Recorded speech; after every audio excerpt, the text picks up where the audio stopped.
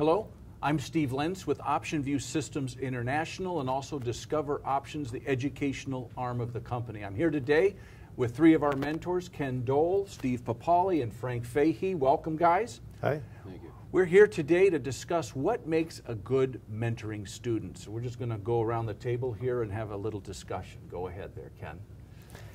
I think they should always show up for their scheduled appointment time. That makes a good mentoring student, right? That's right. Now, actually, it's determination to carry through with the learning process that really defines a good student. And the students that I've had that have done well over the years have always had that characteristic. They're going to stick to a certain plan. They're going to show up a routine basis of every other week, or at least every other week, maybe every week. And they're going to put the effort in and do the homework. So if they do that, then they're going to get a lot out of the course. That's been my experience. Good. Frank? Well, I would agree that you get what you put into the course, but I think the most important thing is, gosh, something that's called gotta wanna. You have to have a desire to learn. And native curiosity is very important. I don't want somebody that says, okay, Frank, yeah, you're right. I want them to ask, why am I right? To ask that second question and to realize that there's no such thing as a dumb question. The object here is to learn, not to impress me. And that's important because in our program, no one's listening in on your conversations, right? I mean, we don't do classes where you're mentoring, where your recording can be later heard by other people. So they can have the freedom to ask those, what they might think are dumb questions. And there is no such thing as a dumb question. There you go. I find myself, I'll call up Steve at times and say, hey, I'm turned around here, can you help me? And it goes both ways. Our job is to reduce the complex to the simple. Yep. Absolutely. You know, I think, options are such a versatile tool, and I love when the student comes in with an idea of what they're trying to accomplish here. We have folks that come in that are trying to earn some income monthly, some consistent income. We have some folks here that are trying to hedge a portfolio.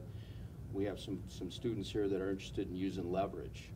And if we can boil that down to try to get an idea of what it is they're trying to accomplish, it really helps us zero in and focus and really get to get to the meat of what we're trying to get with that particular student, because we can cover an awful lot of stuff with options.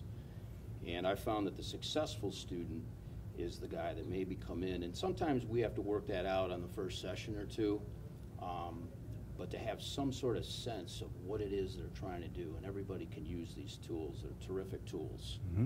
There's lots of different ways to use them. Talk about over trading a little bit. My observation, and I've gotten some students come in and they immediately open up our session with, well, before we get to the mentoring, let's go to my position I have on, and it's something way too large for what their capital is. Can you comment on that a little bit, on over trading, trading too big, having the discipline to come down and trade a small size while they learn? Well, during the learning process, I always tell the students to back off from their trading, whatever trading plan they're normally doing, just cut back and enjoy and take in the learning process and not get carried away with their own, because that distracts tremendously from the learning process, number one. Number two, and usually they are over trading, I believe. So one of the good things about our course is that it tones that down, brings them more into line in that respect. Yeah. Right.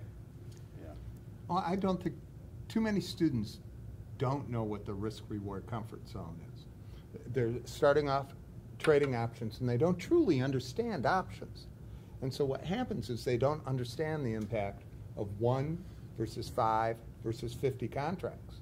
And so the important thing is to start off small and understand what happens not only when things are going well, but what happens when we have those moments of panic. How are you going to react?